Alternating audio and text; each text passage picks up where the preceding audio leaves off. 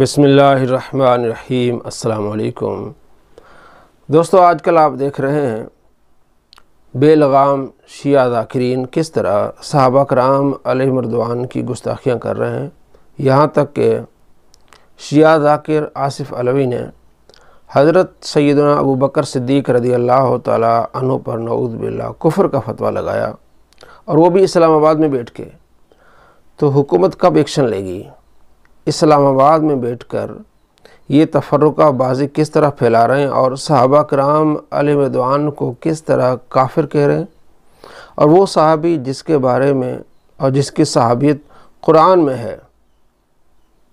قرآن مجید فرقان حمید کی سورہ توبہ آیت نمبر 40 میں اللہ کریم نے اپنے محبوب صلی اللہ تعالیٰ علیہ وآلہ وسلم کی صحابی کا ذکر فرمایا، اذ یقول لصاحبی لا تحزن، کہ جب آپ علیہ السلام اپنے صحابی سے فرما رہے تھے کہ لا تحزن ان اللہ معنا، کہ اللہ کریم ہمارے ساتھ ہے۔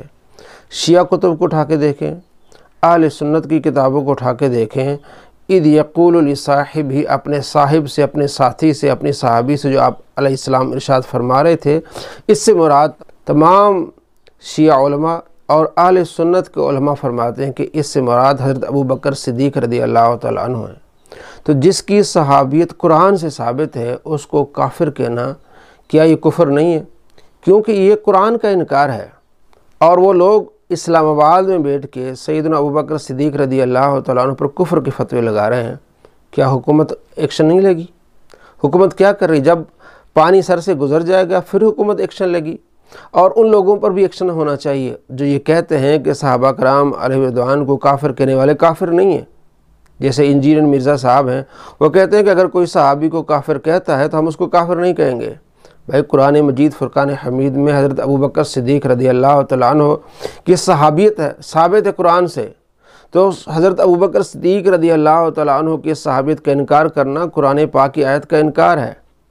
تو اس لحاظ سے وہ کافر ٹھہرے گا جو ابو بکر صدیق رضی اللہ تعالیٰ عنہ کو صحابی نہیں مانے گا، وہ قرآن مجید فرقان حمید کی اس آیت کا منکر ہوگا، اور قرآن مجید فرقان حمید کی کسی ایک آیت کے منکر کو ہم کافر کہیں گے۔